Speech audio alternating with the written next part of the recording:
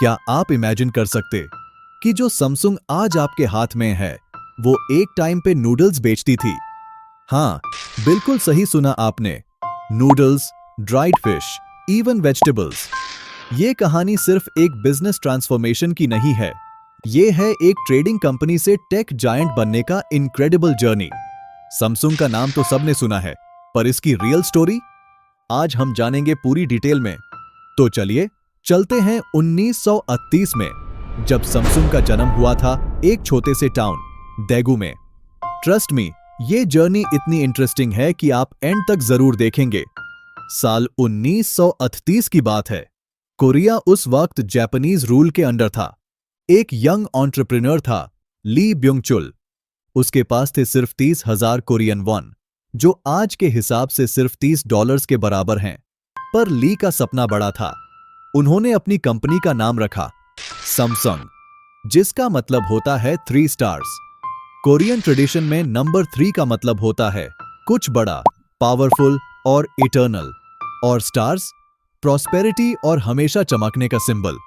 ली चाहते थे कि उनकी कंपनी स्काई में स्टार्स की तरह शाइन करे, लार्ज, न्यूमरस और एवरलास्टिंग। रियलिटी ये थी कि कंपनी शुरू हुई एक छोटे से ट्रेडिंग स्टोर से दैगू में। सिर्फ 40 एम्प्लॉइज थे, और क्या बेचते थे? ड्राइड फिश, फ्रूट्स, वेजिटेबल्स और नूडल्स, जो वो खुद बनाते थे स्टार नूडल्स के नाम से। ये सब प्रोडक्ट्स वो कलेक्ट करते थे लोकल एरिया से और एक्सपोर्ट करते थे चाइना और मैंचूरिया को। सिंपल बिजनेस मॉडल था, पर ली का विजन क्लियर था, बिल्ड समथिंग इटर्नल। और धीरे धीरे ये छोटी कंपनी ग्रो करने लगी।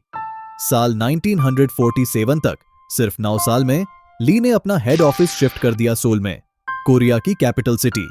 ये थी सैमसंग की रियल बिगिनिंग। पर दोस्तों, हिस्ट्री कभी सिंपल नहीं होती। साल 1950 में कोरियन वॉर शुरू हो गई।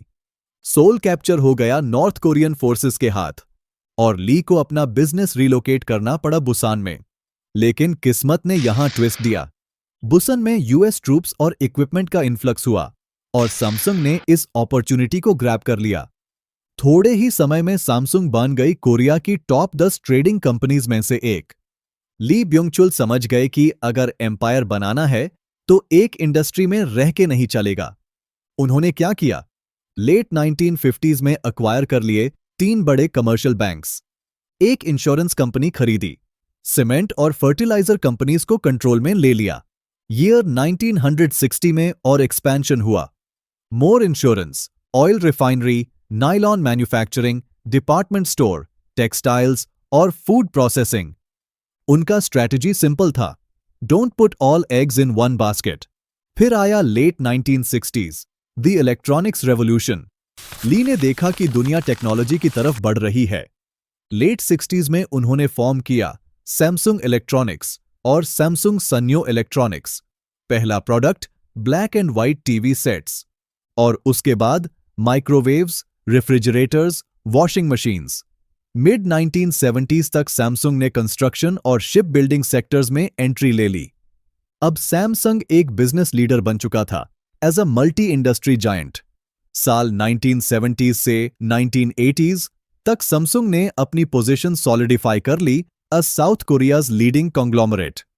पर असली मैजिक शुरू हुआ at the end of 1980। Year 1987 में ली ब्योंग चुल का डेथ हो गया। कंपनी डिवाइड हो गई 5 बिजनेस ग्रुप्स में, सैमसंग ग्रुप, शिनसेगे, सीजे, हंसोल और जूंगंग। पर सैमसंग ग्रुप ने फोकस रखा एक ही चीज पर, टेक्नोलॉजी। लेट 1980s और 1990s the golden era. Samsung ने शिफ्ट किया focus from quantity to quality. Investment हुआ R&D, innovation labs, semiconductors, memory chips, LCDs और मोबाइल टेक में।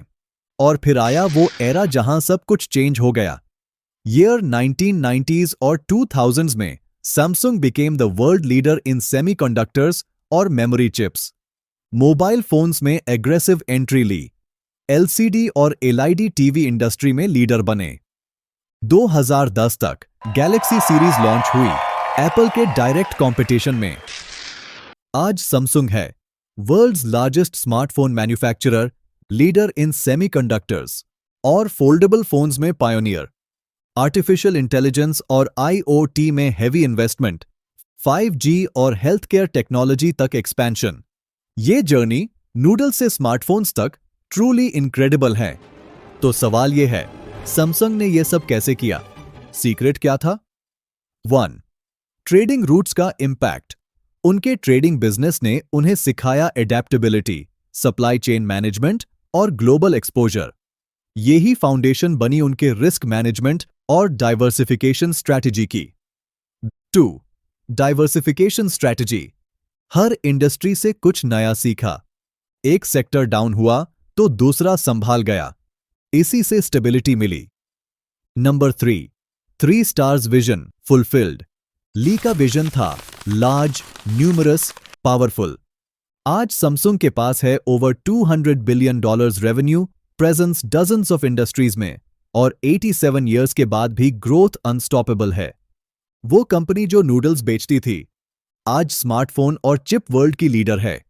लेसन क्लियर है, never under estimate small beginnings. Adaptability is survival, long term vision matters, diversification reduces risk, और innovation non negotiable है। अब question है, future क्या है? क्या वो नूडल्स वाला डीएनए अब भी जिंदा है? बिल्कुल। आज सैमसंग फोकस कर रहा है artificial intelligence revolution, like Galaxy AI, Bixby evolution, AI home appliances और on device AI processing. Foldable technology like Z fold, Z flip, rollable और stretchable displays. Semiconductors like 3 nanometers, 2 nanometer chips और memory leadership.